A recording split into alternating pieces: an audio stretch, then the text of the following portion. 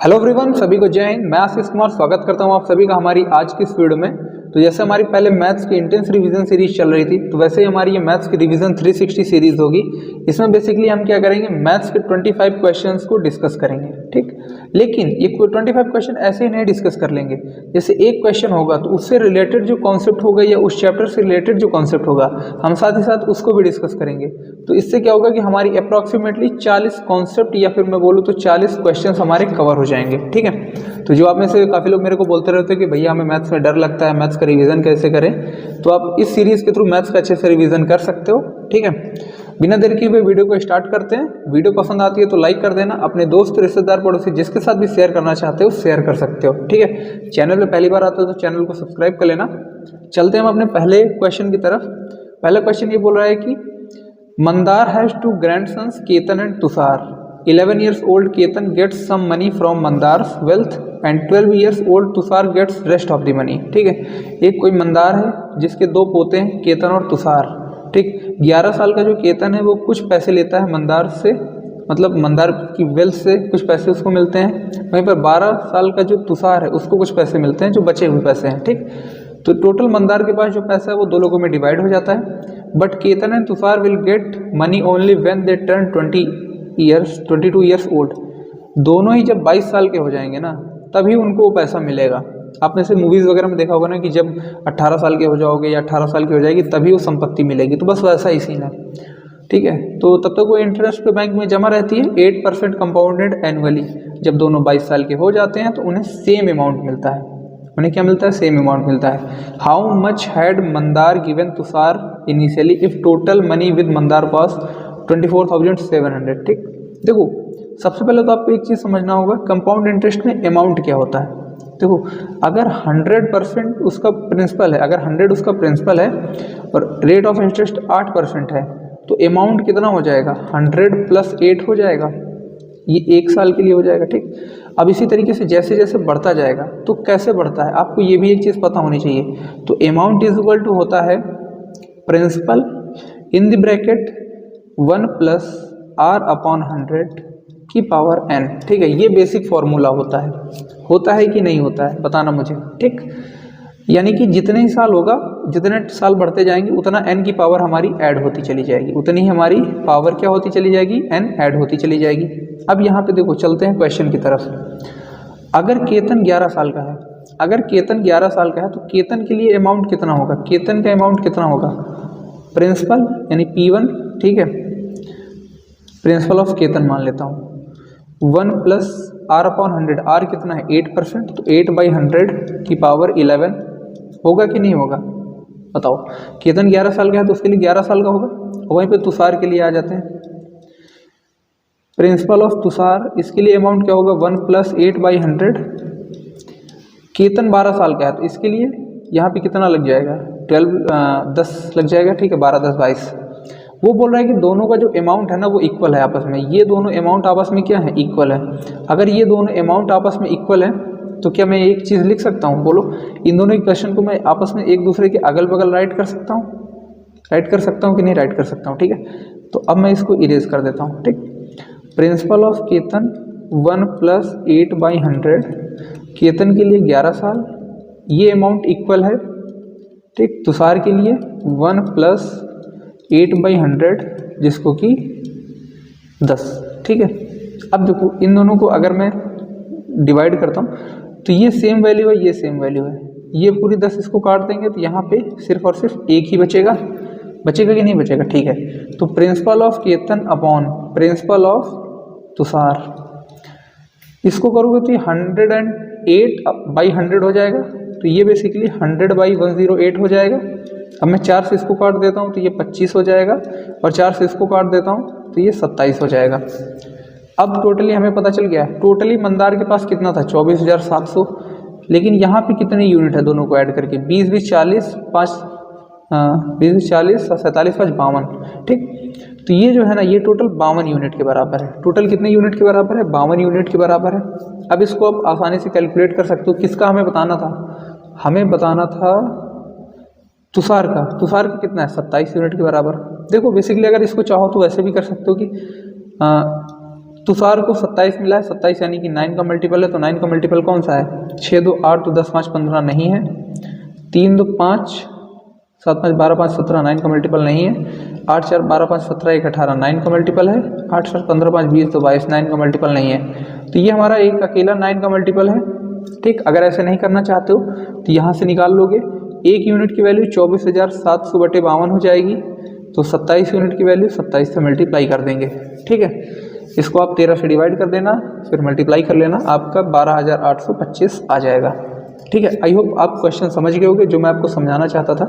तो अमाउंट का basically formula क्या हमने सीखा, कंपाउंड इंटरेस्ट में जो अमाउंट होता है, amount is equal to principal 1 plus r/100 की power n, n basically number of years या टाइम। ठीक है, ये हो गया बेसिकली। ठीक है, और तो इसमें कुछ कॉन्सेप्ट मुझे लगता नहीं कि और मुझे बताना चाहिए। एक कॉन्सेप्ट ये आता है सिंपल इंटरेस्ट में अगर ब्याज सेम हो, सिंपल इंटरेस्ट में अगर ब्याज बराबर है, सिंपल इंटरेस्ट में अगर ब्याज बराबर है। ठीक, ब्याज बराबर है, इंटरेस्ट का फॉर्मूला क्या होता है? सिंपल इंटरेस्ट में इंटरेस्ट का जो फॉर्मूला होता है वो होता है PRT/100, होता है कि नहीं होता है? ठीक, अगर इसी तरीके से दो चीज़ें हैं, ठीक, तो P1R1T1/100 ये इंटरेस्ट इक्वल होगा किसके? P2R2T2/100 के। ठीक, ये दोनों आपस में इक्वल हैं तो 100 से 100 कट जाएगा, तब P1/P2 का जो रेशियो है वो किसके इक्वल आता है? R2T2/R1T1। ठीक, तो एक ये भी कॉन्सेप्ट है, आप इसको याद करके रखना। ठीक है, कि अगर, ठीक है, सामान्य ब्याज दर होगी जब, ठीक है, सिंपल इंटरेस्ट होगा, तो वहाँ पे अगर हमारा जो इंटरेस्ट है यानी ब्याज है बराबर होगा, तो प्रिंसिपल यानी मूलधन का जो रेशियो होगा वो R2T2/R1T1 के इक्वल होगा। ठीक, एक और कॉन्सेप्ट बता देता हूँ क्या, ठीक है, थोड़ा सा ये लेंदी होगा, इसको समझने के लिए तुम्हें थोड़ी सी मेहनत लगानी पड़ेगी। SI में जब अमाउंट इक्वल होगा, SI में जब अमाउंट इक्वल होगा, ठीक, अमाउंट यानी मिश्रधन, ठीक है, अमाउंट इक्वल होगा। देखो SI में जब अमाउंट इक्वल होगा तो होगी तो यही चीज़, ठीक, बट इसमें एक चीज़ का अंतर होगा, क्या? ये ब्याज था, ब्याज में प्रिंसिपल भी ऐड होता है, ब्याज में प्रिंसिपल भी ऐड होगा, तो P1 प्लस P1R1T1/100 होगा, बोलोगे बिल्कुल ठीक है। जब दूसरा होगा तो P2 प्लस P2R2T2/100 होगा। ठीक, 100 से मल्टीप्लाई कर देता हूँ, ठीक है, तो ये हो जाएगा 100 P1 प्लस P1R1T1। ठीक, दोनों में अपॉन 100 में काट देता हूँ, तो ये हो जाएगा 100 P2 प्लस P2R2T2। अगर मैं यहाँ से P1 कॉमन ले लेता हूँ और यहाँ से मैं P2 कॉमन ले लेता हूँ, तो अब मैं यहाँ पे क्या डायरेक्टली लिख सकता हूँ कि 100 प्लस R2T2 अपॉन, यहाँ से क्या होगा, P1 मैंने कॉमन लिया तो 100 प्लस R1T1। ठीक, तो आप एक ये भी याद रख सकते हो। ठीक, ये वाला थोड़ा सा डिफिकल्ट है अमाउंट वाला, बट सिंपल इंटरेस्ट वाला तो आप आसानी से याद रख सकते हो कि रेट ऑफ इंटरेस्ट और टाइम के इन्वर्स होगा। ठीक है, अमाउंट सॉरी प्रिंसिपल। ठीक है, तो ये सारे कॉन्सेप्ट्स आप याद रखना। चलते हैं अगले क्वेश्चन की तरफ। अगला क्वेश्चन बोल रहा है the price of a petrol increases by 85%। जो पेट्रोल का प्राइस है वो 85% से बढ़ जाता है। By what percent should it's consumption be reduced so that the expenditure on it increases by 48% only. Mainly क्या होता था कि बोल देता था कि आपको एक्सपेंडिचर सेम रखना है, अब यहाँ पे बोल दिया कि आपको एक्सपेंडिचर भी चेंज करना है। तो ऐसे क्वेश्चन में आप क्या करोगे, सिंपली मैंने बोला यहाँ पे प्राइस राइट करो, कंजम्पशन राइट करो, एक्सपेंडिचर राइट करो। प्राइस कितना है 85%, 85% का मतलब 5 से काटोगे तो 17 और नीचे 20। 20 में कितने का इंक्रीज हो रहा है 17 का, तो पहले प्राइस 20 था, अभी 17 बढ़ गया, तो अभी प्राइस कितना हो गया 37। कंजम्पशन नहीं पता है, लेकिन एक्सपेंडिचर 48, 48 मतलब 4 से काटा 12 और नीचे 25, 25 में कितने का इंक्रीज 12 का। तो पहले एक्सपेंडिचर अगर 25 था, अभी एक्सपेंडिचर कितना हो गया, बोलेंगे 37। देखो जब हमें कंजम्पशन निकालना होता है ना, तो हम क्या करते हैं, हम इनका क्रॉस मल्टीप्लाई करते हैं। ठीक है, हम इनका ये क्रॉस मल्टीप्लाई करते हैं। ठीक, अब देखो जब इनका क्रॉस मल्टीप्लाई करोगे ना, तो जैसे इसका मल्टीप्लाई किया तो इसको यहीं पे लिखना है तुम्हें, इसको तुम्हें यहीं पे लिखना है, 37 गुणे 20 तुमको यहीं पे लिखना है। ठीक, समझ मेरी बात को। अब जब इस दूसरे वाले का क्रॉस मल्टीप्लाई करोगे इसको, तो इसको यहीं पे लिखना है नीचे वाली कंजम्पशन पे। ठीक, तो नीचे वाली कंजम्पशन पे राइट करोगे तो ये कितना हो जाएगा, ये हो जाएगा 25 गुणे 37। ठीक। अगर मैं दोनों में देखूँ तो 37 कॉमन है, तो मैं दोनों में से 37 को काट सकता हूँ। यानी कि बेसिकली हमारा कंजम्पशन कितना हो गया, हमारा कंजम्पशन पहले 25 था, अभी हमारा कंजम्पशन 20 हो गया। कितना कम हो गया, तो हम बोलेंगे 5 कम हो गया है 25 पर, 5 कम हो गया 25 पर, यानी कि 1/5, और 1/5 का मतलब होता है 20%। माइनस इंडिकेट कर रहा है कमी को। ठीक है, क्लियर है क्या क्वेश्चन, समझ गए मेरी बात को, मैं क्या बोल रहा हूँ। ठीक है, देखो होता क्या है, प्राइस राइट करते हैं, कंजम्पशन राइट करते हैं, एक्सपेंडिचर राइट करते हैं। कुछ वैल्यू हमारी जैसे पहले 20 था, फिर 37 हो गया। एक्सपेंडिचर में देखो क्या होता था कि एक्सपेंडिचर सेम बोल देता था, तो हम सेम रखते थे, तो ये हमारा 37 से 20 हो जाता। लेकिन यहाँ पे एक्सपेंडिचर सेम नहीं बोला है। ठीक, इरेज का सर, इरेज कर ऑन हो जाता है।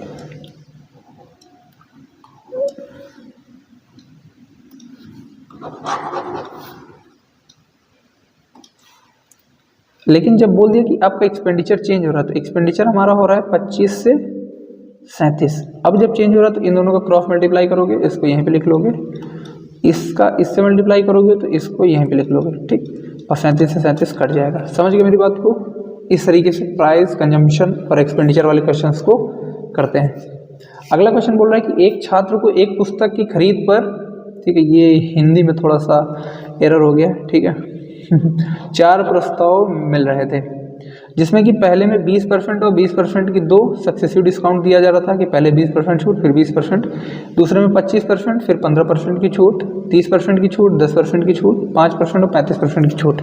तो आपको बताना है किसमें सबसे अधिक छूट प्रदान की गई। ठीक, देखो अगर मैं इसको यहीं पे सॉल्व करता हूँ, बेसिकली ऐसे क्वेश्चन में हम क्या लगाते हैं, सक्सेसिव लगाते हैं। ठीक है, जब आपको दिया जाए सक्सेसिव डिस्काउंट, जब आपको सक्सेसिव डिस्काउंट निकालना होता है, तब आप क्या करते हो, तब आप करते हो ये वाला मेथड, कुछ A% का चेंज हुआ, कुछ B% का चेंज हुआ, तो A + B + AB अपॉन 100। ठीक है, अगर A कम हो रहा है तो माइनस, B कम हो रहा है तो माइनस, और माइनस माइनस का प्लस हो जाता है। अब यहीं पे चलते हैं, 20 समझ लेते हैं। जैसे पहले बोला कि 20% की कमी करी, फिर 20% की कमी करी, तो A की वैल्यू -20, B की वैल्यू -20, लेकिन माइनस माइनस प्लस, तो प्लस का 400/100, तो टोटल ओवरऑल कितना चेंज आएगा, माइनस का 36 आ जाएगा। ठीक, और 36 क्या दिखाता है, 36 कमी दिखाता है या छूट दिखाता है। ठीक है, कहाँ गया, ये रहा। तो 20 का ही है, तो इसको तो हमने निकाल लिया कि -36% यानी 36% का डिस्काउंट। अगला निकालते हैं, 25 और 15 -40 प्लस 15 बची 75 और 15 30 37, 303.75।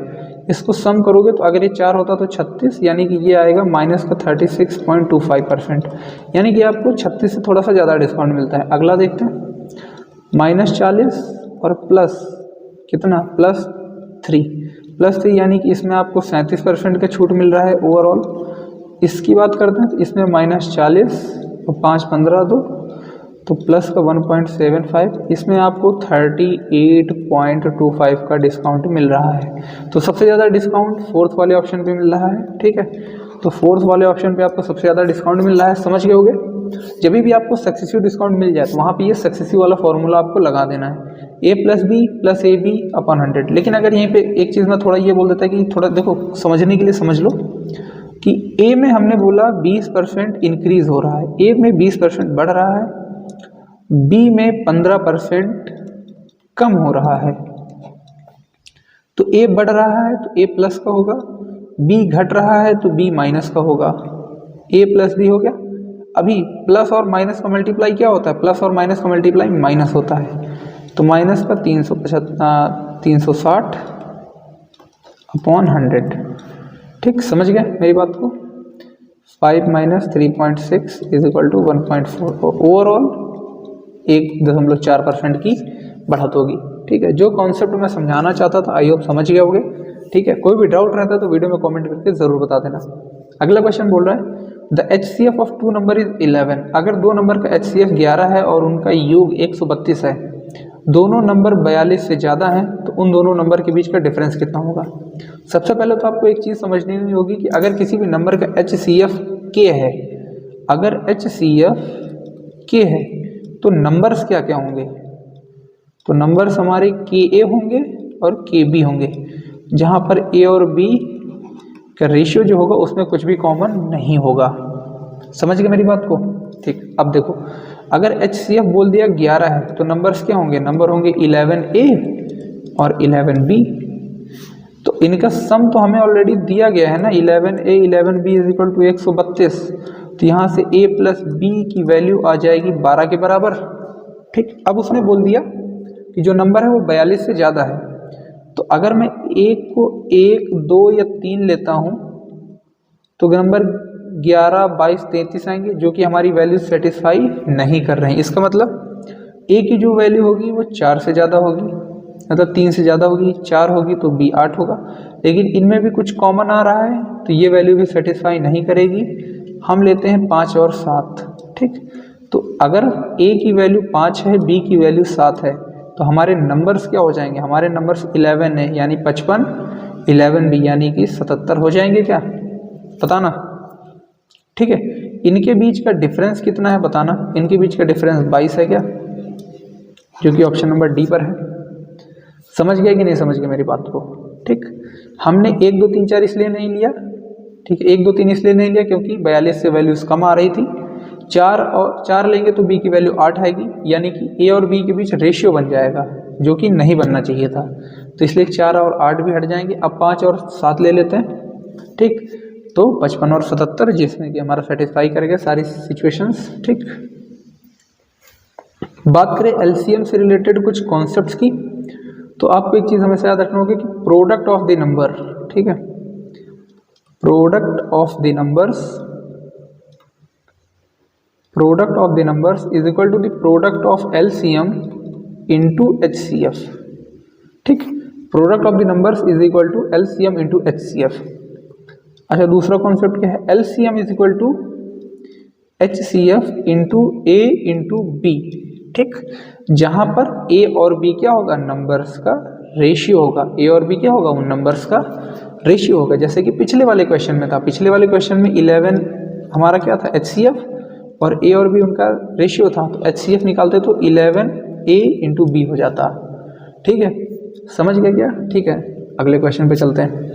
राजेश्वर भाई साहब हैं जो किसी काम को 12 दिनों में कर सकते हैं, विक्रम भाई साहब उसी काम को 6 दिनों में, और एक टाइगर भाई साहब हैं जो कि किसी काम को 15 दिनों में कर सकते हैं।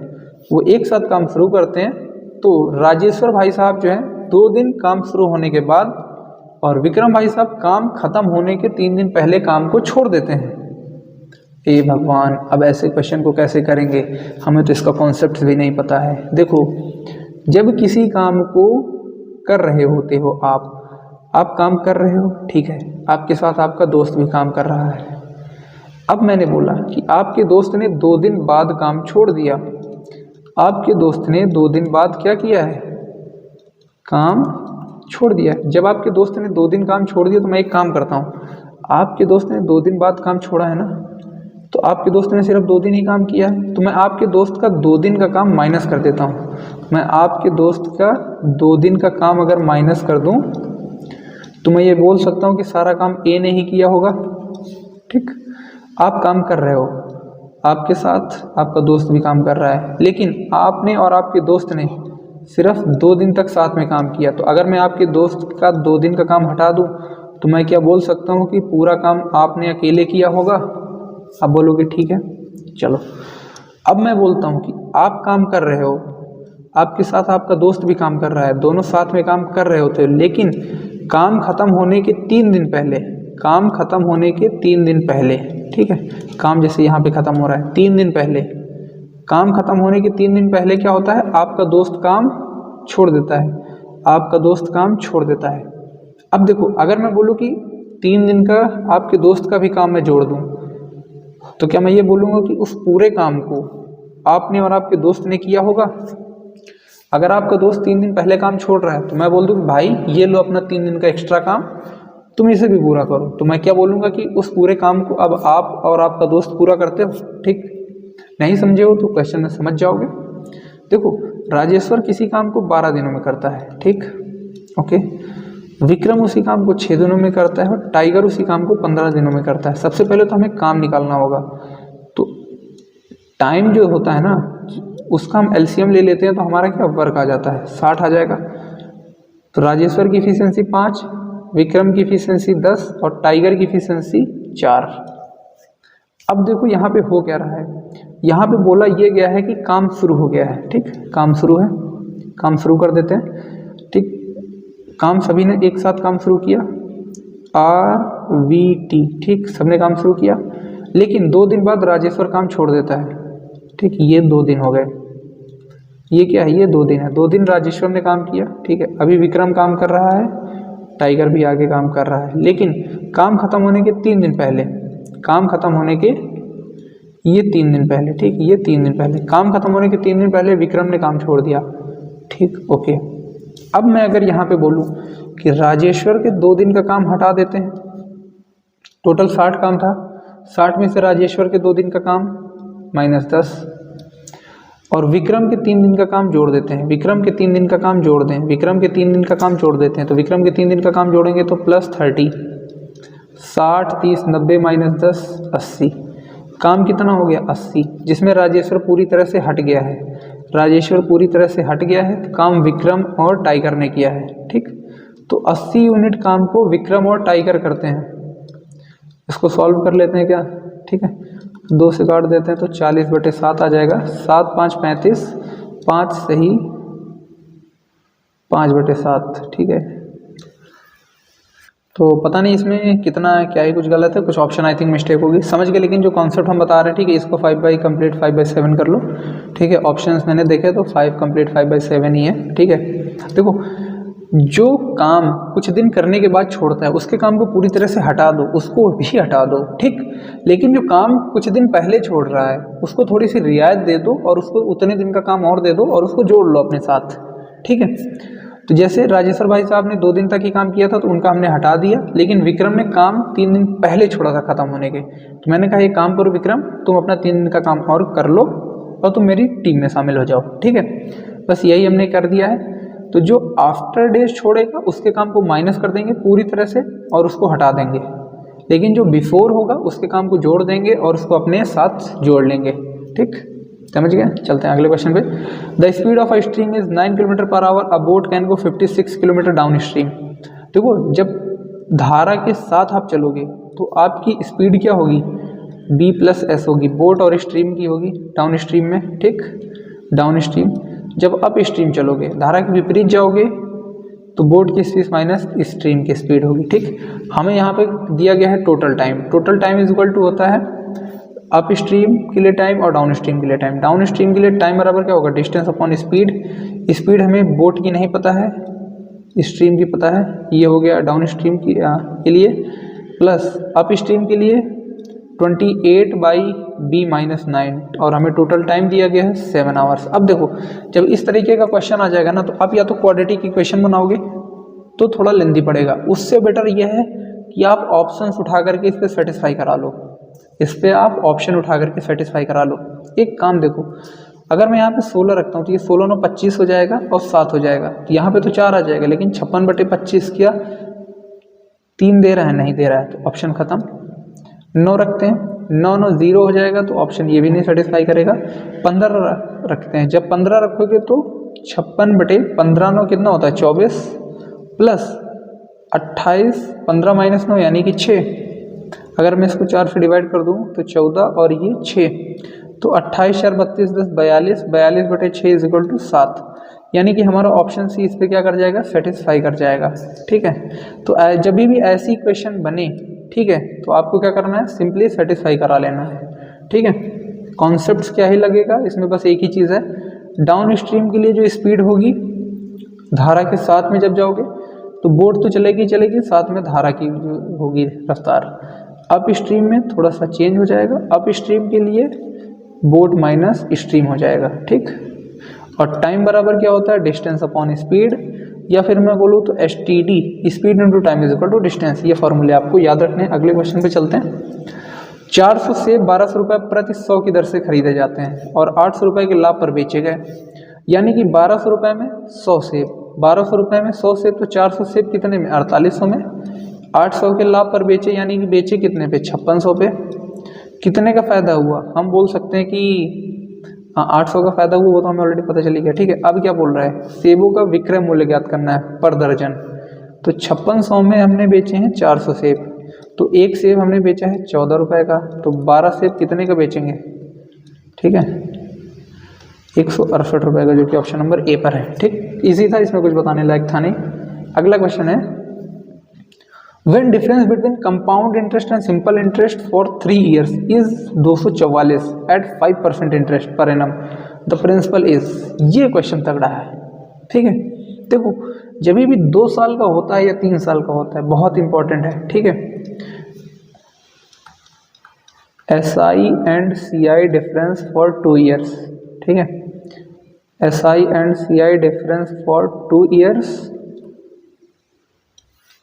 और SI and CI difference for 3 years। ठीक है, ये दोनों कॉन्सेप्ट बहुत अच्छे हैं। पहले 3 साल वाले को बात कर लेते हैं, फिर क्वेश्चन के बाद 2 साल वाले पे बात करेंगे। देखो सिंपली अगर R% है, अगर R% है, ठीक है, तो R% की कुछ फ्रैक्शनल वैल्यू होगी। मान लेते हैं R% की फ्रैक्शनल वैल्यू आती है 1/x। ठीक, तो इसके लिए जो हमारा बनेगा ना वो D/P। एक ट्रिक याद रखो, D मतलब डिफरेंस, D मतलब बेसिकली डिफरेंस यानी कि अंतर, और P मतलब प्रिंसिपल। ठीक, D/P होता है हमारा 3x + 1/x³। ठीक है, यहाँ पे 1/x R की जो फ्रैक्शनल वैल्यू होगी। ठीक है, जैसे R हम मान लेते हैं 5% है, अगर R आपका 5% है तो इसकी फ्रैक्शनल वैल्यू क्या बनेगी? 1/20।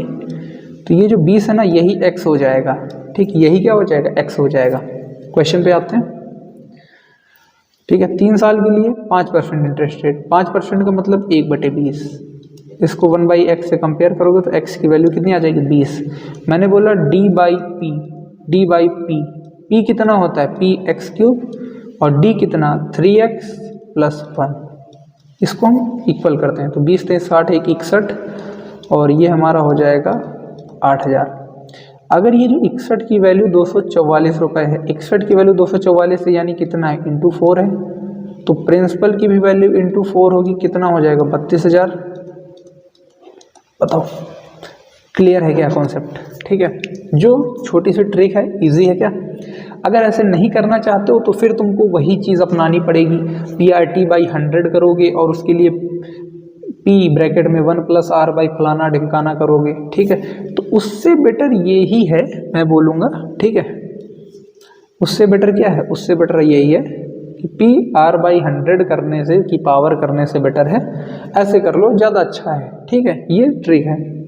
अब जो मैं आपको कॉन्सेप्ट बता रहा था 2 साल वाले के लिए ट्रिक, देखो 2 साल होगा तो 2R होगा सिंपल इंटरेस्ट, लेकिन जब यही कंपाउंड इंटरेस्ट होगा तो R² + 2R/100 हो जाएगा।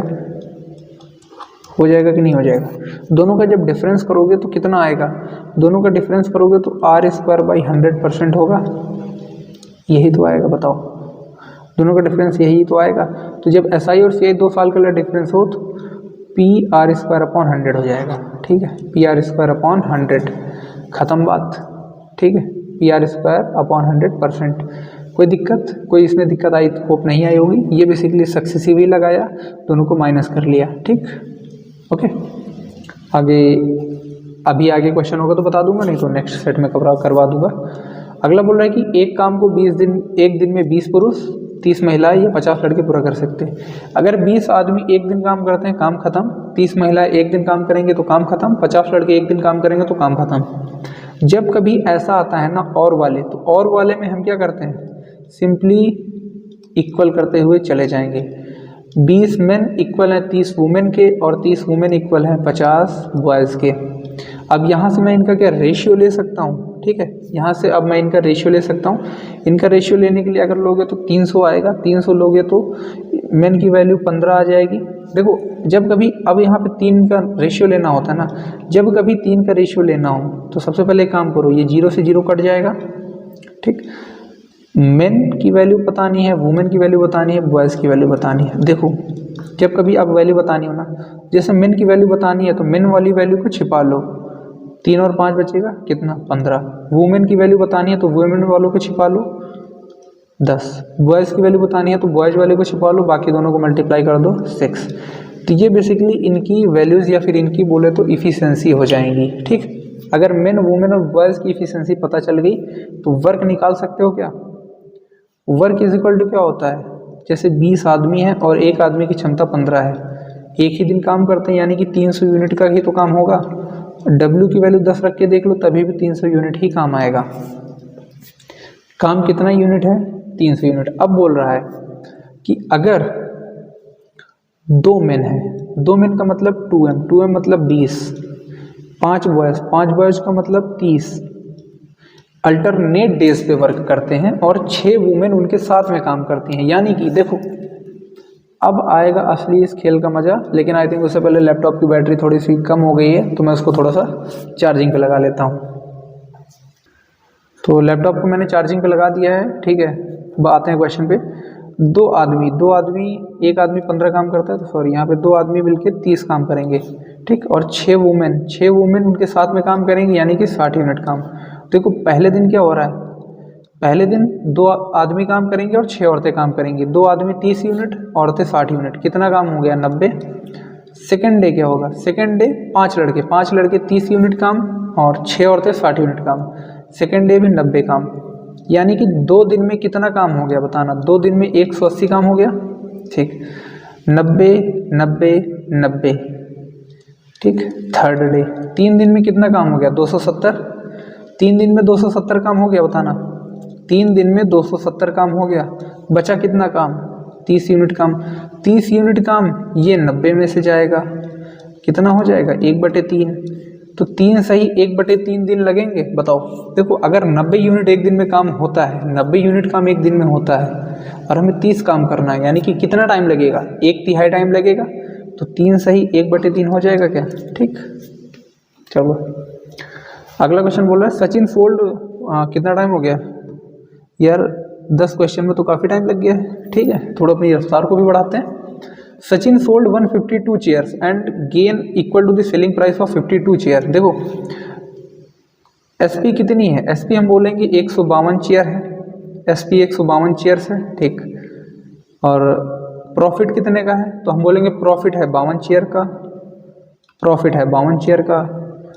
तो अगर उसने 152 चेयर्स बेची हैं तो खरीदी भी तो 152 ही चेयर्स होंगी, 152 सीपी। बताना मुझे एक बात, ठीक समझ गए बात को क्या। तो प्रॉफिट इज इक्वल टू क्या होता है, selling price minus cost price. यहाँ पे बेच कितना रहा है, हम बोलेंगे अगर एक चेयर का 1 एसपी है तो 152 चेयर बेचने पे कितना होगा 152 एसपी। ठीक है, 152 एक का सीपी, 1 सीपी है तो 152 सीपी। प्रॉफिट कितने के बराबर है, हम बोलेंगे 52 एसपी के बराबर।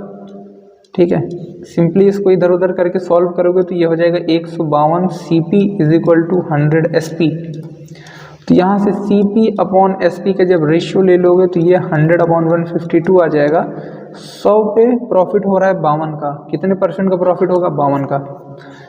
ऐसे ही क्वेश्चन की एक ट्रिक भी होती है, देखना चाहो तो देख लो, मैं थोड़ा सा शॉर्ट में बता देता हूँ। जिस चीज़ पे प्रॉफिट या लॉस होगा, जिस चीज़ पे प्रॉफिट या लॉस होगा, यहाँ पे प्रॉफिट किस चीज़ पे हो रहा है बताना, प्रॉफिट हो रहा है एसपी पे। प्रॉफिट किस चीज़ पे हो रहा है, प्रॉफिट हो रहा है एसपी पे। तो ये जो 152 है ये क्या हो जाएगा, यही एसपी हो जाएगा। अगर एसपी 152 हो गया, एसपी 152 हो गया, प्रॉफिट 52 का हो रहा है, तो सीपी क्या 100 हो जाएगी। बताओ, सीपी 100 है, प्रॉफिट 52 का है, प्रॉफिट परसेंटेज कितना हो जाएगा 52% हो जाएगा, खत्म कहानी। ठीक है, जिस चीज पे प्रॉफिट या लॉस होता, अगर इसी क्वेश्चन में बोल देता कि यहाँ पे प्रॉफिट की जगह पे लॉस हो रहा है, यहीं पे अगर बोल देता लॉस हो रहा है 52 का, किस पे, सीपी पे, बोल देता लॉस हो रहा है सीपी पर, तो ये जो 152 है ना, 152 ये हो जाता सीपी। ठीक है, जिस चीज पे प्रॉफिट या लॉस होगा वही ये बड़ी वाली वैल्यू बन जाएगी। ठीक, तो अब यहाँ पे सीपी बन जाता 152, लॉस हो रहा था 52 का, तो एसपी कितना हो जाता बताना, 100 हो जाता क्या। ठीक है, सेलिंग प्राइस 100 हो जाता ना। ठीक, अगर यहीं पे इसको प्रॉफिट कर देता 52 का तो एसपी कितना हो जाता 204 रुपये हो जाता। ठीक, जो मैं तुम्हें समझाना चाहता था आई होप समझ गए होगे। जिस चीज़ पे प्रॉफिट है लॉस होगा वही ये वैल्यू बन जाएगी। बाकी तुम्हें ये पता ही है, प्रॉफिट है लॉस है, आराम से वैल्यू कैलकुलेट कर सकते हो। चलते अगले क्वेश्चन की तरफ। Manoj travel from city A to B if Manoj drive his car 1/5 of his normal speed. तो मान लेते हैं मनोज की कुछ स्पीड पहले रही होगी नॉर्मली 1/5, यानी कि पहले अगर मान लेता हूँ उसकी स्पीड 5 थी, अभी उसकी स्पीड 1 हो जाएगी। डिस्टेंस सेम है, जब डिस्टेंस सेम होती है तो स्पीड और टाइम का जो रेशियो होता है वो एक दूसरे का अपोजिट होता है। ठीक, पहले स्पीड 5 थी, अभी स्पीड 1 है, तो टाइम 1 और 5 लगेगा। कितना यूनिट टाइम ज़्यादा लगा, हम बोलेंगे 4 यूनिट। और अकॉर्डिंग टू द क्वेश्चन उसको 36 मिनट लेट हो जाता है। 36 मिनट लेट, समय ज़्यादा लगने का मतलब लेट हो जाना। 4 का मतलब अगर 36 मिनट है तो 1 यूनिट का मतलब कितना हो जाएगा, 9 मिनट हो जाएगा। तो ओरिजिनली जब वो 5 की रफ्तार से चलता था तो उसको 1 यूनिट टाइम लगता था, 1 यूनिट का मतलब है 9 मिनट, तो ओरिजिनली उसको 9 मिनट लगते थे। कॉन्सेप्ट की बात करें तो जब डिस्टेंस सेम होगी, आपको एक फॉर्मूला बताया है STD, speed into time is equal to distance. तो जब डिस्टेंस आपकी सेम होगी, जब डिस्टेंस आपकी सेम होगी तो स्पीड और टाइम एक दूसरे के क्या हो जाएंगे, इनवर्स हो जाएंगे। ठीक है। दूसरा कॉन्सेप्ट क्या बात करें, जब आपका टाइम सेम होगा तो जो स्पीड होगी और डिस्टेंस वो एक दूसरे के डायरेक्ट प्रोपोर्शनल हो जाएगी। अगले क्वेश्चन पे चलते हैं। ठीक है, थोड़ी सी रफ्तार बढ़ानी पड़ेगी। To do a certain work A and B work on alternate days with B beginning the work on the first day. ठीक है, कुछ काम करना है, ए और बी अल्टरनेट डेज पे काम करते हैं, बी स्टार्टिंग से काम करता है, पहले दिन काम करेगा। ए अगर किसी काम को अकेले 22 दिन में करता है और पूरा काम 11 सही 1/2 दिनों में होता है, तो बी अकेले 3/4 काम का कितने दिनों में करेगा। देखो काम कितने दिनों में हो रहा है, 11 सही 1/2 दिन में। तो एक चीज मुझे बताना, पहले बी काम करेगा, फिर ए काम करेगा, फिर बी काम करेगा, फिर ए काम करेगा। 11 को अगर मैं इसके नॉर्मल उसमें जाऊं 11 को, तो मैं इसको मान सकता हूं कि 10 दिन काम होगा, फिर 1 दिन काम होगा, फिर आधा दिन काम होगा। होगा कि नहीं होगा। इस 10 दिन में काम 5 दिन बी ने किया होगा, 5 दिन ए ने किया होगा। बी ने काम किया, ए ने काम किया, तो ये भी काम किसने किया, बी ने किया, और ये काम किसने किया, ए ने किया। बताना मुझे एक बात, क्लियर है कि नहीं क्लियर है। ठीक है, अब यहाँ पे एक चीज देखो, ए किसी काम को 22 दिनों में कर सकता है। ए किसी काम को अगर 22 दिनों में कर सकता है, यहाँ पे ए ने कितने दिन काम किया बताना। ए ने काम किया है 5 कंप्लीट एंड 1/2, यानी कि कितना, 5.5 दिन काम किया है। ठीक है, और 5.5 दिनों में ए ने 1/4 ही तो काम किया होगा। कैसे पता चला हमें, देखो अगर मैं 22 को 4 से डायरेक्टली डिवाइड कर दूं तो ये 5.5 आ जाता है, यानी कि 5.5 दिनों में ए ने 1/4 ही काम किया है। तो इसका मतलब है कि बी ने तो 3/4 ही काम किया है, और यहाँ पे बी ने काम कितना किया है, 5 दिन इधर 1 दिन इधर, टोटल 6 दिन काम किया है। तो बी 3/4 काम कितने दिनों में करेगा, 6 दिनों में करेगा। खत्म है क्वेश्चन। देखो ये क्वेश्चन सिर्फ लॉजिकल बेस्ड था, इसमें कुछ था नहीं तो अगर तुम ऐसा नहीं करना चाहते हो तो एक काम करो, यहाँ पे निकाल लो। ठीक है, कि 22 दिन में 1 यूनिट काम होता है। अब मैं तुम्हें बता ही देता हूँ कैसे तुम करना चाहते हो। अगर तुम थोड़ा देखो, ये तो थिंकिंग हो गई, अगर तुम्हें पता है, नहीं पता है 22 दिन में 1 यूनिट काम होगा। ठीक है, 1 दिन में कितना काम होगा बताना, 1 दिन में 1/22 काम होगा, तो 5.5 डेज में कितना काम होगा, 1/4। समझ गए क्या मेरी बात को। अगर ए ने 1/4 काम किया है इतने दिनों में, तो बाकी बचा काम ही तो किया होगा बी ने। तो 1/4 काम अगर ए ने कर दिया तो बी ने 3/4 काम किया होगा, और बी ने 6 दिन काम किया है। खत्म क्वेश्चन। कुछ था क्या क्वेश्चन में, नहीं था। A and B are 2 station 370 kilometre apart. ठीक है, एक स्टेशन ए है और एक स्टेशन बी है, दोनों के बीच की दूरी है 370 किलोमीटर। एक ट्रेन है जो स्टेशन ए से 9 बजे चलती है, जिसकी रफ्तार हमें दी गई है 20 किलोमीटर प्रति घंटे। दूसरी ट्रेन 10 बजे चलती है।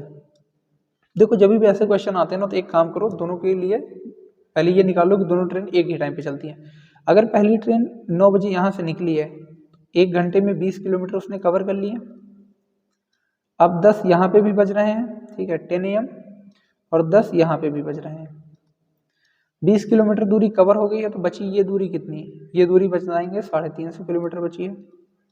ठीक है, इसकी स्पीड 20 किलोमीटर प्रति घंटे है, इसकी दूरी 50 किलोमीटर प्रति घंटे है, डायरेक्शन एक दूसरे की अपोजिट है। ठीक है, टाइम बराबर क्या होगा, distance upon relative speed, speed क्या हो जाएगी, जुड़ जाएगी, क्योंकि डिस्टेंस डायरेक्शन क्या अपोजिट है, एक दूसरे के अपोजिट डायरेक्शन में जा रहे हैं। तो 350 किलोमीटर को 70 की रफ्तार से कवर करने में लगेंगे 5 घंटे। 10 बजे ये थे, 10 5 15 यानी कि कितना, 3 PM।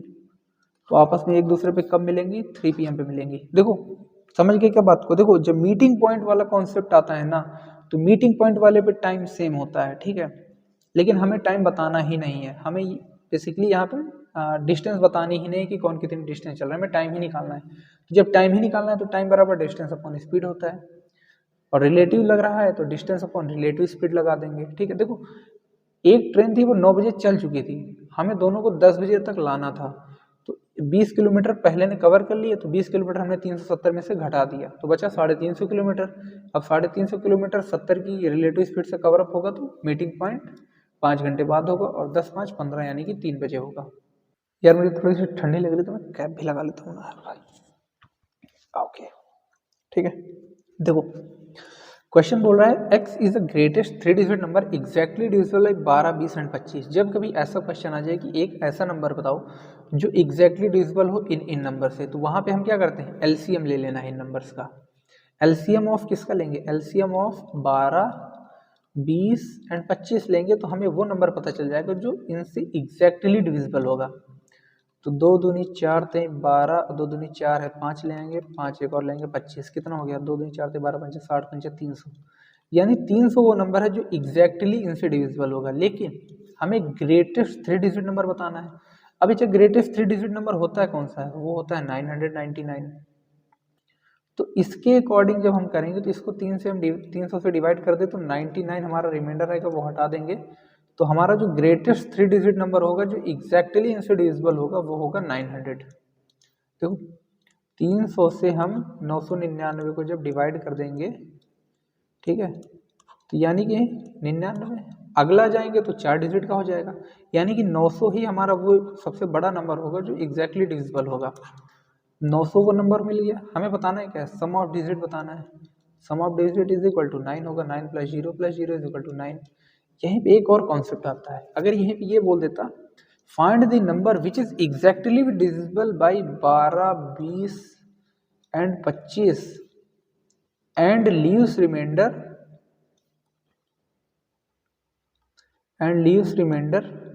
3।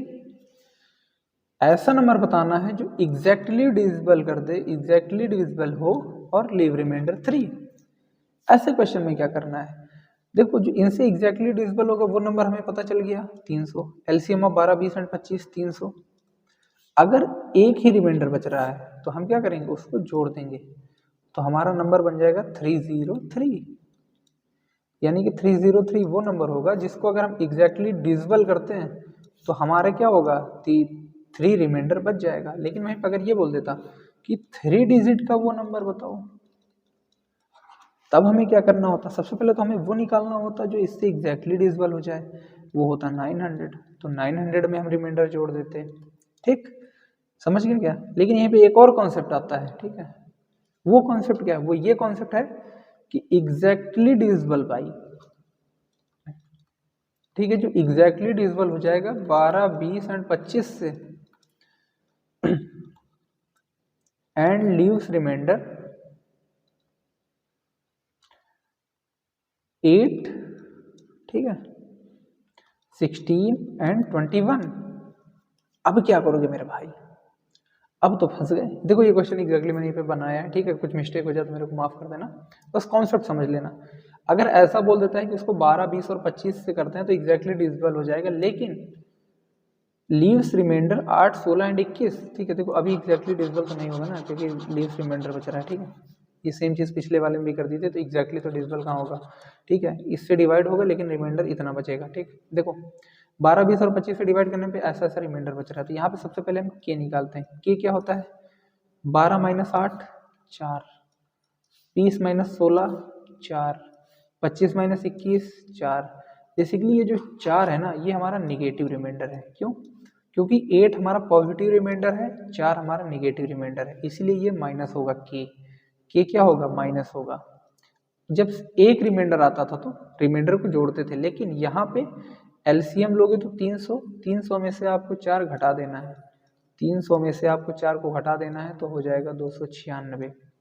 तो 296 वो नंबर होगा। चाहो तो क्रॉस चेक करके देख लो, 25 का नाम 25 4, ठीक है, तो 21 बच जाएगा। ठीक ठीक, 20 से करके देखोगे तो 20 का नाम 20, 20 चौक 80, 16 बच जाएगा। 12 से करके देखो तो 12 चौक 48, 8 बच जाएगा। ठीक, देखो ये 4 इसलिए घटाए क्योंकि ये 4 निगेटिव रिमाइंडर है।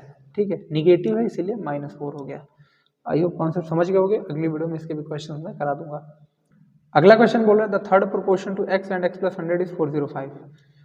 तो जब भी थर्ड प्रोपोर्शन की बात आएगी ना, तो आपको एक चीज़ याद रखनी है, ये फर्स्ट प्रोपोर्शन, ये सेकंड प्रोपोर्शन। ठीक है, बेसिकली जो सेकंड नंबर होता है वही हमारा थर्ड नंबर भी होता है। अगर हमारा पहला नंबर x है, दूसरा नंबर हमारा x प्लस 100 है, तो हमारा जो तीसरा नंबर होगा वो भी हमारा x प्लस 100 ही होगा। ठीक है, और ये हमारा फोर्थ प्रोपोर्शन जो कि 405 है। ठीक, अब देखो इन दोनों का मल्टीप्लाई इक्वल होगा, तो 405x is equal to x plus 100 का whole of square, x square plus 10,000 plus 200x। Equation बन जाएगी एक्स स्क्वायर प्लस, ठीक है, प्लस 205x ही बनेगा ना, नहीं सॉरी, यहाँ पे माइनस उधर चला जाएगा ये तो ना। ठीक है, -205x प्लस का 10,000। देखो अब ये क्वाड्रेटिक इक्वेशन बन गई, अब आप फंस जाओगे। ठीक है, तो 10,000 बहुत बड़ी नंबर होती है, तो इसके लिए चाहो तो श्रीधराचार्य भी आप लगा सकते हो। ठीक है, चाहो तो श्रीधराचार्य भी लगा सकते हो। अगर श्रीधराचार्य नहीं लगाना चाहते हो तो फिर 10,000 के फैक्टर्स करो। देखो 10,000 के बनेंगे 125 और 80, 125 और 80 करोगे तो ये बन जाएगा 10,000। ठीक है, और इनको जोड़ोगे भी तो बन जाएगा 205। तो इसको सॉल्व कर लो, X square minus 125x minus 80x plus 10,000, x common ले लो, तो एक आ जाएगा 125 और एक आ जाएगा 80। लेकिन उसने बोल दिया कि x is greater than 100, x is greater than 100, तो हम 125 लेंगे जो कि ऑप्शन नंबर सी पर है। ठीक, तो थर्ड प्रोपोर्शन वाले क्वेश्चन भी आप समझ गए होंगे। इसी में इस तरीके के क्वेश्चन आते हैं। ठीक है, what number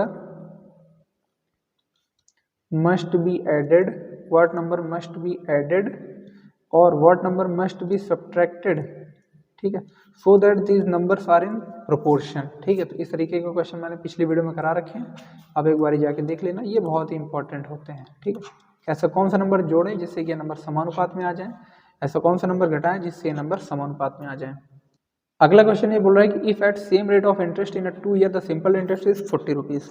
अगर सेम रेट ऑफ इंटरेस्ट के साथ 2 साल में सिंपल इंटरेस्ट 40 है, कंपाउंड इंटरेस्ट 65 है, तो हमें बताना है प्रिंसिपल कितना था। देखो पहले साल आपको 20 रुपये, 2 साल में अगर 40 है, इसका मतलब पहले साल में 20 रुपये मिले होंगे कि नहीं मिले होंगे, बताना। ठीक है, दूसरे साल में भी सिंपल इंटरेस्ट पे 20 रुपये मिले होंगे, बोलेंगे बिल्कुल मिले होंगे। अगर कंपाउंड इंटरेस्ट पे आते हैं तो पहले साल में तो 20 ही मिलेंगे, पता ना, पहले साल में तो 20 ही मिलेंगे ना, दूसरे साल में आओगे तो 20 तो मिलेंगे ही मिलेंगे, साथ में ही 20 के आपको और 20 का और इंटरेस्ट मिलेगा। ठीक, तो 20 20 40 कितना मिला 25, तो 20 का भी R% आपको मिलता है ना, बताना मुझे। जब आओगे तो आपको 20 का भी तो R% मिलता है कि नहीं मिलता है। ठीक, और 20 का R% आपको कितना मिल रहा है, 25 मिल रहा है। देखो 40 तो आपको मिलेगा ही मिलेगा, पहले साल में आपको 20 मिल गया, अगले साल में भी आपको सिंपल इंटरेस्ट में 20 मिल गया, कंपाउंड इंटरेस्ट में आया तो पहले साल में आपको 20 मिलेगा, अगले साल भी आपको 20 मिलेगा, लेकिन अगले साल आपको इस 20 का भी तो R% मिलेगा, दूसरे साल में आपको 20 का भी तो R% मिलेगा। ठीक है, R/100, ठीक है, R% मिलेगा, और 20 का R% इक्वल है कितने के, 25 के, तभी तो 65 बनेगा। तो 20 का R% इक्वल है 25 के बराबर, तो R की वैल्यू कितनी आ गई, 125%। अगर रेट ऑफ इंटरेस्ट 125% है, अब मुझे एक बात बताओ, निकाल सकते हो क्या? तो 2 साल में कितना हो जाएगा? 250%। ये 125% की वैल्यू कितनी है? 20 रुपये है, तो 100% की वैल्यू कितनी हो जाएगी? 16 हो जाएगी। चाहे ऐसे कर लो चाहे वैसे कर लो। एक साल में, 2 साल का 40 है, तो एक साल में कितना बनेगा? 20 बनेगा। एक साल का मतलब है 125%। तो अगर 125% की वैल्यू 20 है तो 25, इसको 5 से काट दो, 5 से काट दिया 25, और 5 को 20, तो 100% की वैल्यू 16 रुपये। ठीक है। देखो, पहले साल जो भी ब्याज होता है वो चाहे एसआई हो सीआई हो सेम होता है, लेकिन दूसरे साल जो एसआई होता है वो तो मिलता ही मिलता है, साथ ही साथ उसका 8% भी आपको मिलता है। ठीक, तो पहले साल में 20 मिल गया, दूसरे साल में आपको 20 मिल जाएगा, लेकिन दूसरे साल इस 20 का 8% भी तो आपको मिलेगा। समझ गए मेरी बात को? चलो अगले क्वेश्चन पे चलते हैं। The income of Raman is 75,400, he saves 23% of his income. अगर उसकी इनकम 27% बढ़ जाती है, एक्सपेंस 50% बढ़ जाता है, तो सेविंग में क्या फर्क पड़ेगा? देखो, income is equal to expenditure plus saving होता है। ठीक, अकॉर्डिंग टू द क्वेश्चन हम क्वेश्चन पे चलते हैं। अगर इनकम को हम 100 यूनिट मानते हैं, वो बचाता 23 यूनिट है, तो खर्चा कितना करता होगा? बेसिकली 77 यूनिट ही तो खर्चा करता होगा। ठीक है, अगर उसकी इनकम बढ़ जाती है 27%, 100 में 27 बढ़ाना यानी कि 127 इनकम हो जाना, साथ ही साथ उसका खर्चा 50% बढ़ जाता है। 77 का 50% अगर निकालोगे, 77 का 50%, तो 38.5 आ जाएगा। 38.5 का मतलब 0.5, 8 7 15 और 7 3 10 11, 115.5। तो अब उसकी सेविंग कितनी हो जाएगी? अगर इसको 116 मान लेते हो तो ये हो जाएगा 115। ठीक है, 116 मान लेते हैं, तो ये तो 11 4 15। ठीक है, ये तो घट जाएगी उसकी सेविंग।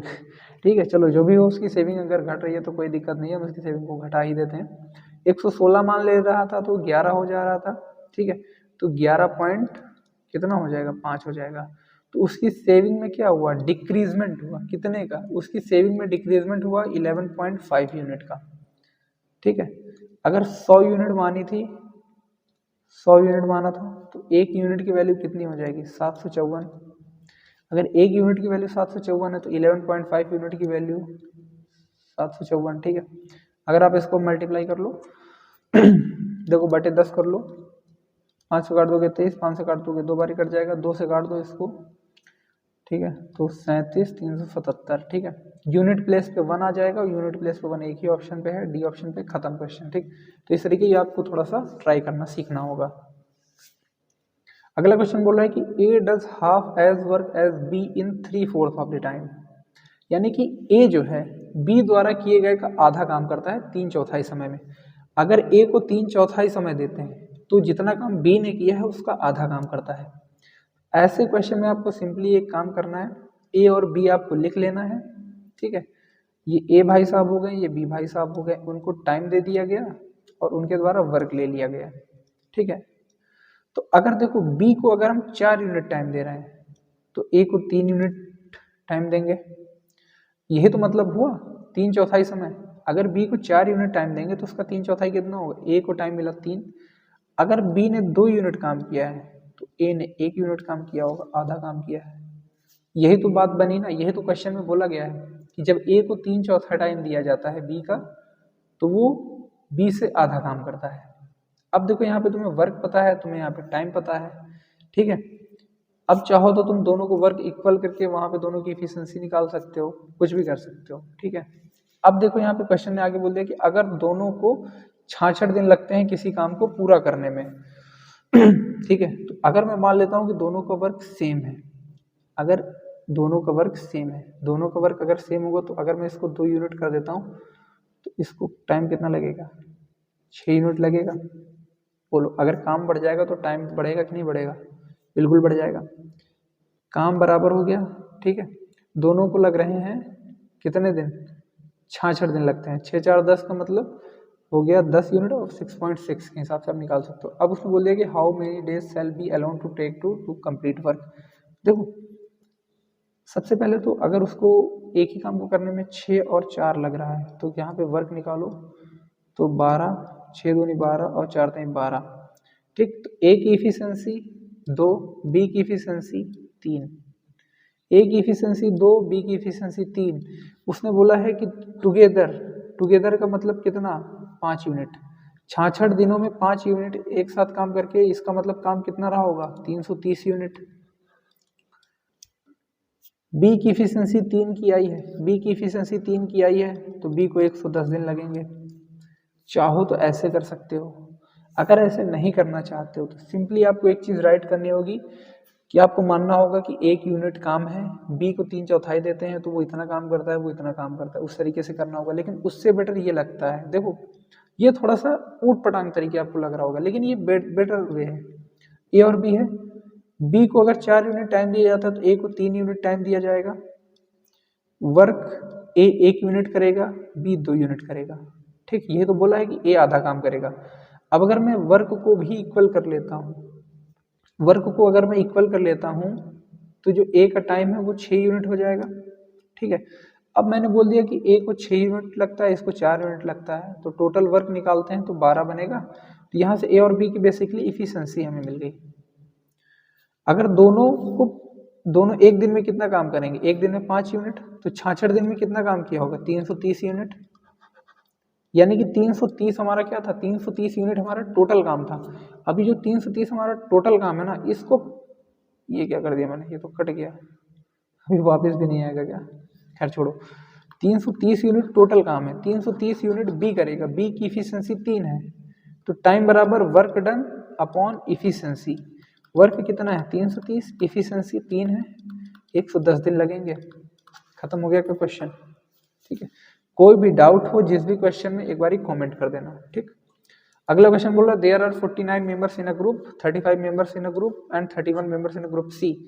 ठीक है, सभी एक रेस्टोरेंट में जाते हैं जहाँ पे एवरेज उनका जो खर्चा बैठता है, ठीक है, पहले ग्रुप का 106, दूसरे ग्रुप का 141, तीसरे ग्रुप का 226 रुपये। तो टोटल एवरेज स्पेंडिंग बतानी है। देखो कुछ नहीं करना है, सिंपली 49 को इससे मल्टीप्लाई कर देना है, 35 को इससे मल्टीप्लाई कर देना है, 31 को इससे मल्टीप्लाई कर देना है और नंबर ऑफ टोटल मेंबर से डिवाइड कर देना है। इजी है, ठीक है, ये डू इट योरसेल्फ, आप इसको खुद से कर सकते हो। अगले क्वेश्चन पे चलते हैं। The price of a field decreases by 15%, 40%, 60%। ठीक है, लगातार इन तीनों महीनों में घटोतरी होती है, बट चौथे महीने 45% बढ़ जाता है। तो हमें बताना है कि ओवरऑल चेंज कितना हुआ है प्राइस में।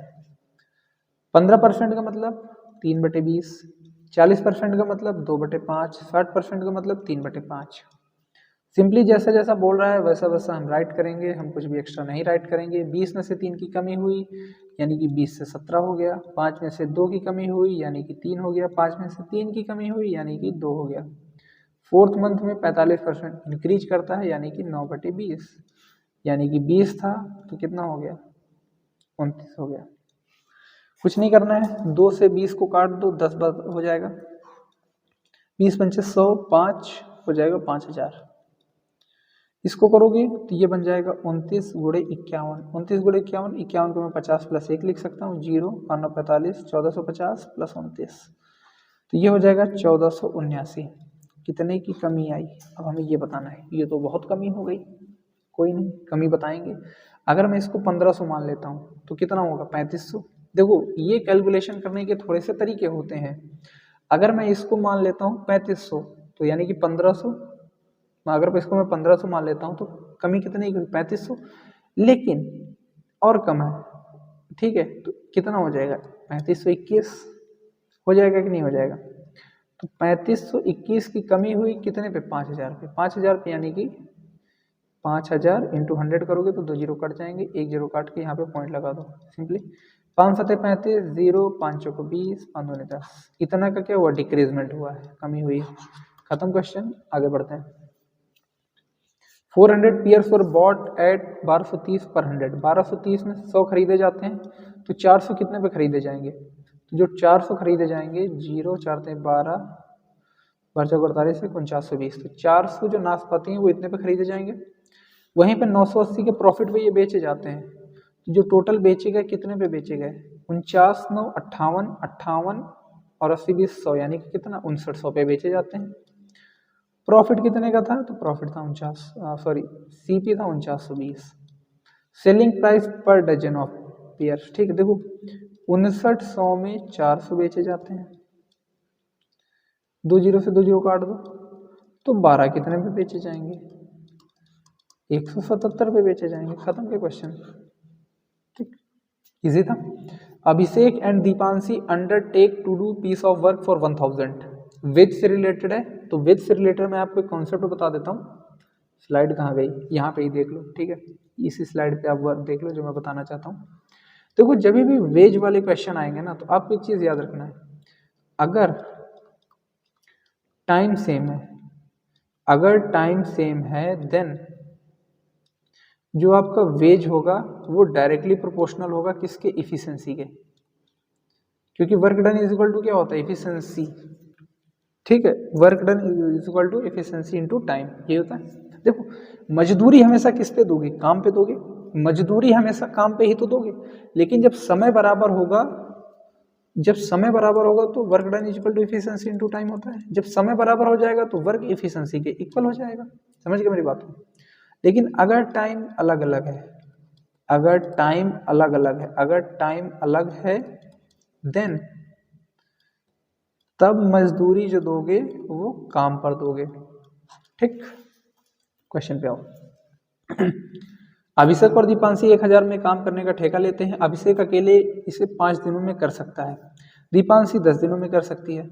अभिषेक बाबू हैं, दीपांशी दीदी हैं, दो अभिषेक को लगते हैं 5 दिन, दीपांशी जी को लगते हैं 10 दिन।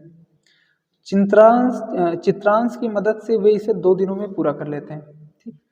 अभिषेक, दीपांशी प्लस चित्रांश 2 दिनों में कर सकते हैं। मुझे टाइम पता है, क्या मैं अभी टोटल वर्क निकाल सकता हूँ, टोटल वर्क कितना होगा, टोटल वर्क अगर मैं निकालता हूँ तो आई थिंक 30 बनेगा, ठीक है।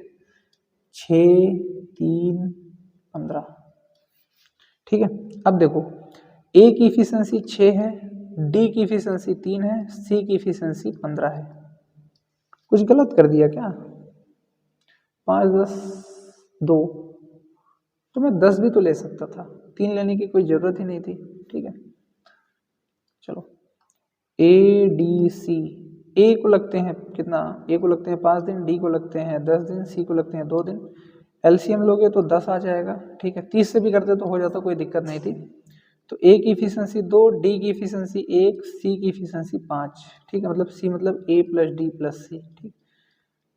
ए की 2 है, डी की 1 है और इन तीनों की मिला के 5 है। इसका मतलब सी की भी अकेले कितनी होगी, 2 होगी, ठीक। अब देखो एक बात बताओ मुझे, सभी एक साथ काम करते हैं ना, जब सभी एक साथ काम करते हैं तो वर्क जो पैसा होगा वो इफिशिएंसी पे ही जाएगा, और इन तीनों की टोटल इफिशिएंसी 5 की है, यानी कि 5 जो है वो 1000 के बराबर है, तो 1 बराबर हो जाएगा 200 के।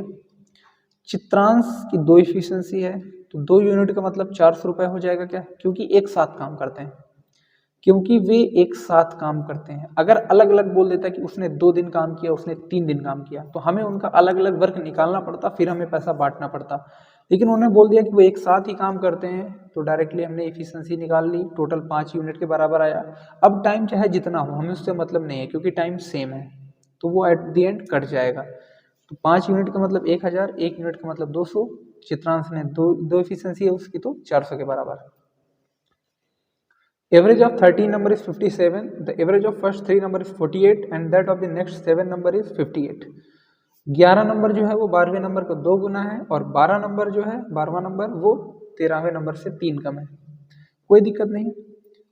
3 नंबर का जो एवरेज है 57 है, ठीक है। यहाँ पे डेटा लिखते हैं, यहाँ पे एवरेज लिखते हैं। उसके बाद 13 नंबर का जो एवरेज है वो 57 है। अब डिफरेंट डेटा होगा, ठीक है, ब्रेकिंग डाउन वाला। 3 नंबर का एवरेज 48 है, अगले 7 नंबर का जो एवरेज वो 58 है, ठीक, 7 3 10 हो गया। जो 11th नंबर है, 12th नंबर है, और जो 13th नंबर है। 13वां नंबर अगर हमारा x+3 है तो 12वां नंबर x होगा, तो 11वां नंबर कितना होगा, 2x होगा। अब मुझे एक चीज़ बताना, अगर टोटल एवरेज 57 है, टोटल एवरेज 57 है, देखो इसको चाहो तो बेसिक से कर सकते हो, कोई दिक्कत नहीं। 48 गुणे 3 प्लस 58 गुणे 7 plus 2x plus x plus x plus 3, is equal to 57 into 13 करोगे, ठीक। तो x की वैल्यू निकाल लोगे, लेकिन थोड़ा ट्रिक देखते हैं, क्योंकि ऐसे बहुत से नंबर आते हैं कि पहले 13 नंबर का सम इतना है, पहले 12 नंबर का सम, पहले 12 नंबर का एवरेज इतना है, पहले 6 नंबर इतने हैं, अगले 6 नंबर इतने हैं, फलाना फलाना बताना होता है, ठीक। देखो अगर टोटल एवरेज 57 है तो ये 57 से कितना कम है, हम बोलेंगे 9 कम है, ठीक है। अगर एक बंदा 48 है, यानी कि एक बंदा 9 कम है, तो 3 बंदे मिला के कितना कम हो जाएंगे ओवरऑल, 3 बंदे माइनस 27 कम हो जाएंगे। अगर ये एक ज़्यादा है, एक बंदा एक ज़्यादा है, तो 7 बंदे मिला के कितना ले ज़्यादा होंगे, 7 हो जाएंगे। अब मुझे एक बात बताना, इन दोनों में टोटल डिफरेंस कितने का आएगा, तो हम बोलेंगे टोटल जो कमी आएगी वो 20 की कमी आएगी। जो टोटल 20 की कमी आई, क्या वो 20 की कमी की भरपाई ये करेंगे, बताओ मुझे पहले एक बात, जो 20 की कमी आई क्या वो कमी की भरपाई ये करेंगे, करेंगे कि नहीं करेंगे, बताओ। बिल्कुल करेंगे। तो देखो तीनों का एवरेज 57 होना चाहिए, तो 57 गुणे 3, ये अपने साथ 20 एक्स्ट्रा लेके आएंगे जो इधर कम है, लेके आएंगे कि नहीं लेके आएंगे, तो 2x 3x 4x प्लस 3। देखो तीनों का एवरेज अगर इसका 57 इसका 57 इसका 57 होता तो जोड़ते तो इतना आता, लेकिन इधर ये 20 की कमी बैठ रही है, तो ये अपने साथ 20 एक्स्ट्रा भी तो लेके आएंगे ना उसको न्यूट्रलाइज करने के लिए। तो इन तीनों का जो सम होगा वो इतना तो होगा ही होगा, साथ में जो कमी थी उसको भी लेकर के आएंगे। तो यहाँ से आप निकाल सकते हो 3 से 21, 171, 20, 191, तो 4x is equal to 188, x is equal to करोगे तो 4 चौक 16, 4 सत्ते 28, x की वैल्यू 47 आ गई। हमें 11वें और 13वें नंबर का एवरेज बताना है। 47 दूना 94, 47, ठीक है, और 47 3 50, तो 144, 144 बटे 2 करेंगे तो 72 आ जाएगा। बेसिक से करना चाहो बेसिक से भी कर सकते हो, चाहो तो मैं यहाँ पे ऊपर राइट कर देता हूँ, ठीक है। यहाँ पे मैं राइट कर देता हूँ 13 गुणे 57 इज इक्वल टू 48 गुणे 3 प्लस 58 गुणे 7 प्लस 4x प्लस 3, ठीक। सॉल्व कर लोगे x की वैल्यू आ जाएगी, सॉल्व कर लेना, ठीक। देखो जितनी इधर कमी होगी उतना ही तो ये अपने साथ ले करके भी आएंगे ना। तो अगर इनका 57 एक का एवरेज होता तो तीनों का एवरेज मिला करके इतना 171 होता, लेकिन जो कमी थी उसको भी तो ये भरपाई करेंगे आगे। अगले क्वेश्चन नंबर 24 में चलते हैं। In a circular race of 800 metre length Ram and Mohan start at a speed of 25 metre per second, 40 metre per second, ठीक है।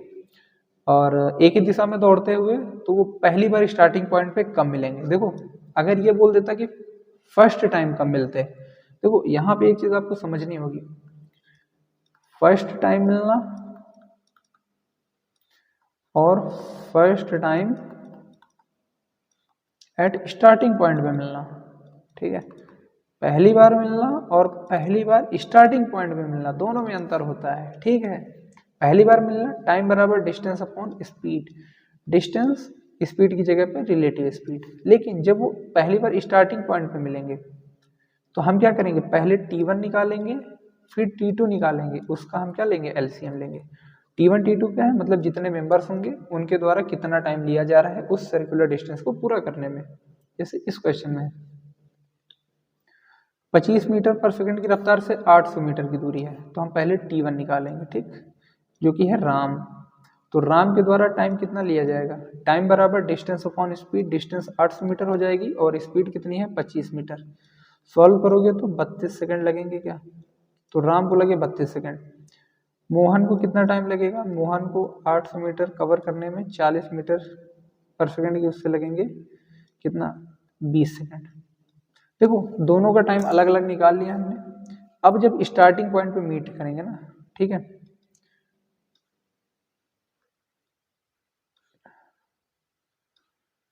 ठीक है, first time meeting at starting point, ठीक है, क्या ही लिख रहा था, ठीक है। तो फर्स्ट टाइम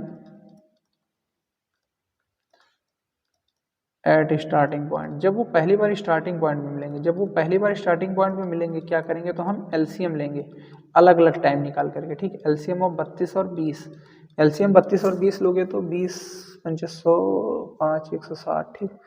तो 160 सेकेंड बाद, ठीक है, तो 160 सेकेंड बाद वो पहली बार स्टार्टिंग पॉइंट पे मिलेंगे। देखो जब चलेंगे वो तो चलेंगे ही चलेंगे, एक ही जगह चलेंगे, लेकिन जब वो चलना स्टार्ट करेंगे तो 160 सेकंड बाद वो फिर से मिल जाएंगे, ठीक है।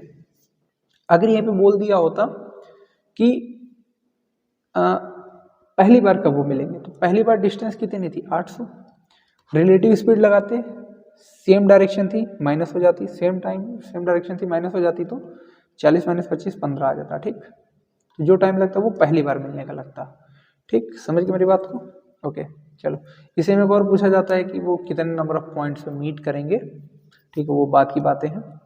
अगला क्वेश्चन बोल रहा था Govind invested some money in HDFC at 4% per annum of interest, 4% की ब्याज की दर से वो कुछ अमाउंट इन्वेस्ट करता है। What would be the compound corresponding simple interest after 2 years if Govind got इतने रुपीज एट कंपाउंड इंटरेस्ट। देखो हुआ क्या है, 4% ब्याज की दर से वो कुछ अमाउंट इन्वेस्ट करता है, तो हमें बताना है कितना उसको सिंपल इंटरेस्ट मिलेगा 2 साल बाद, ठीक है। लेकिन उन्होंने हमें ये दे दिया कि 2 साल बाद तो अगर वो कंपाउंड इंटरेस्ट होता तो उसको इतने रुपए मिलते हैं, अगर कंपाउंड इंटरेस्ट होता तो इतने रुपए मिलते हैं। अब देखो पहले साल के लिए 4%, दूसरे साल के लिए 4%, ठीक, लेकिन 4 का भी 4% करोगे तो 0.16%, टोटली कितना हो जाएगा 8.16। यही तो है a + b + AB/100, यानी कि उसको 8.6% मिला है। जो 8.6% पैसा मिला है उसकी वैल्यू इक्वल है 178.5 के बराबर, ठीक है। कलर थोड़ा सा चेंज कर लेता हूँ। अगर इसकी वैल्यू इतने के बराबर है तो 178.5 बटे 8.116, ठीक। हमें 4% के उससे सिंपल इंटरेस्ट पे बताना है, यानी कि 8 यूनिट की वैल्यू बतानी है।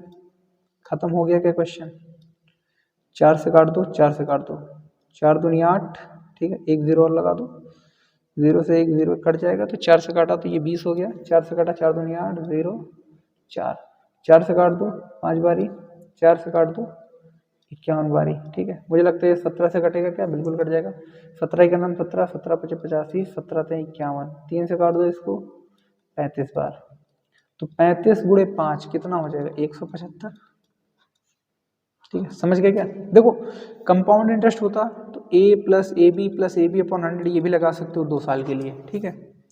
तो कितना बढ़ जाएगा 8.16%, 178 रुपीज़ 0.5 के इक्वल है। हमें बताना है कितने की है, 8% की वैल्यू बतानी है, सिंपली आप कैलकुलेट कर सकते हो, ठीक है। तो बस हमारे 25 क्वेश्चंस कंप्लीट हो गए, ठीक है। तो यही थे हमारे टोटल 25 क्वेश्चंस। आई होप जो भी क्वेश्चंस मैंने आपको बताए होंगे वो समझ में आ गए होंगे। मे भी आपको लगा होगा कि मैंने आपको थोड़ा धीरे बताया है, तो आप वीडियो की स्पीड को इंक्रीज़ कर सकते हो। बस मैंने इसलिए ऐसा किया कि आपके मन में कोई भी डाउट ना रहे, ठीक है। अगर आपको लगा है कि मैंने थोड़ा सा स्लो बताया है तो वीडियो की स्पीड को थोड़ा सा इंक्रीज़ कर लेना, ठीक है। बस मैं ये चाहता था कि आपके मन में इन क्वेश्चंस को लेकर के जो भी डाउट रहे वो डाउट दूर हो जाना चाहिए, डाउट आपका पूरी तरह से क्लियर होना चाहिए, ठीक है। तो अगर आपको जो भी क्वेश्चंस मैंने बताए समझ में आया तो वीडियो को लाइक कर देना, और हाँ टेलीग्राम चैनल नहीं ज्वाइन किया तो ज्वाइन कर लेना, आशीष ब्लॉग SSC नेम से है। अगर ऐप नहीं डाउनलोड किया है, ठीक है, तो ऐप भी सेम नेम से ही है, आशीष ब्लॉग स्टडी। आप सर्च करोगे प्ले स्टोर पर तो आपको ऐप मिल जाएगा, वहाँ से आप ऐप डाउनलोड कर सकते हो, ठीक है। जो क्वेश्चंस आपको मैंने कराए हैं ये क्वेश्चंस का प्रैक्टिस सेट भी मिल जाएगा, तो क्वेश्चंस की प्रैक्टिस कर सकते हो। इससे रिलेटेड क्वेश्चंस का प्रैक्टिस सेट मिल जाएगा तो आप उसे भी अटेम्प्ट कर सकते हो। जो हमारी 100 डेज की टारगेट सीरीज है, अगर आपने उसको नहीं ज्वाइन किया है तो आप उसको ज्वाइन करना चाहते हो तो ज्वाइन कर सकते हो, आपकी इच्छा है, ठीक है। तो आई होप जो भी कॉन्सेप्ट मैंने आपको बताने चाहे होंगे आपको समझ में आ गए होंगे, ठीक है। आगे हमारे ऐसी कंटिन्यू वीडियोस आती रहेंगी, ऐसी ही इंटरेस्टिंग वीडियोस, और आगे के अपडेट्स के लिए हमारे साथ बने रहिएगा। वीडियो पसंद आई है तो लाइक कर देना, चैनल पे पहली बार आते हो तो सब्सक्राइब कर देना। Will meet in the next video, till then keep learning. जय हिंद।